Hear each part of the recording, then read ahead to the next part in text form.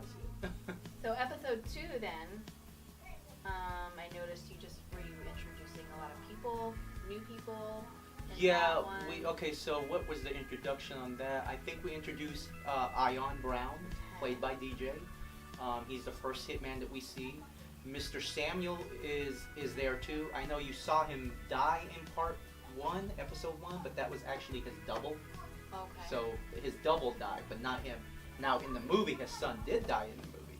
So we really did, like, you know, Mr. Samuel's son did die, but that wasn't Mr. Samuel that died, that was his double. Oh, wow. So, and that hitman... So he's going to be ready for revenge. Right, that's what he wants. He's looking for revenge. So, in episode 2, were you also, I noticed, triplets? Yeah. This is just in case we also run out of people, because it was the beginning of a movie or a series, so we weren't sure how many people was going to be involved. So we added triplets just in case we needed actors, and it's the same guy playing it. We actually don't have triplets, but I love their names. Thank you. Rewind, Bypass, right, and Tombstone. Yeah. Okay. Yeah, very intense. You can't beat that. There are 3 brothers, but you know Tombstone is the oldest, and he doesn't get along with none of them. So it's kind of a hothead, arrogant, I guess you would say. Episode 3. Is this the flashback episode, or does it start the flashback? Yes. Okay. So I titled it Before, After, and Now. So it's kind of like before episode 1, like the entire thing of episode 1, and then it's pretty much right after what happened after Mr. Samuel gets shot.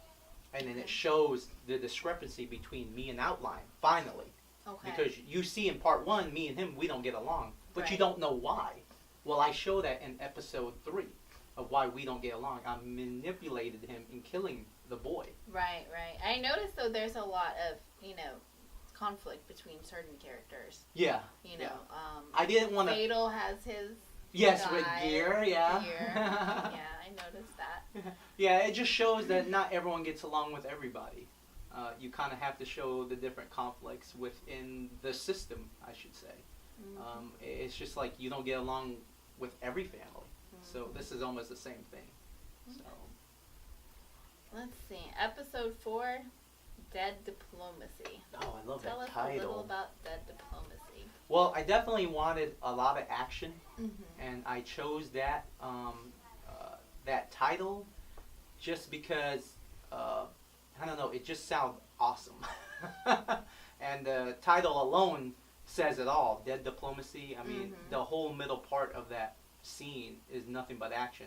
And is this where you introduce the mercenaries? Yes, I introduce the mercenaries. There is a hitman in it, but you don't know he's a hitman. Most of the hitmen have daggers, and that's kind of how you distinguish who they are. Oh, okay. And it's the colored daggers of the ranking. You know, you got the brown, you got the red being the highest. So it's kind of like the hitman, their henchmen are the mercenaries. Okay. And then the assassin have their own henchmen. So the assassin also have stormers. So that's their, and their looks are a little different. So like the mercenary for the hitman has like the green shirt, and the and like the camouflage hat, and with the stormers, they actually wear the black shirt with a full face mask. Right. So that's pretty much their look. Nice. So I like how they're kind of. Yeah, and then the good news about that is anyone can play it.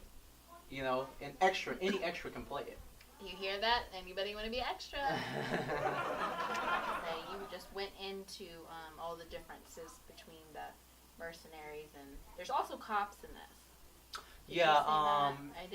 Annalicia Page is actually Deadline's partner. Oh, she's my favorite on the show. She's awesome. Go ahead, Lisa. But Annalicia Page, and she doesn't know that her partner is actually an assassin. We don't actually show it, but this whole time, Deadline has manipulated and kind of hypnotized her. So anything that looks out of the ordinary, and any question that Annalicia would ask Deadline, aka Maxim Price is his name, but Deadline as his assassin name. Any other questions? Like, I think there was one episode where she said, "Whatever happened to your partner?" And he came over there and touched her. Gave her some avocado. Yeah.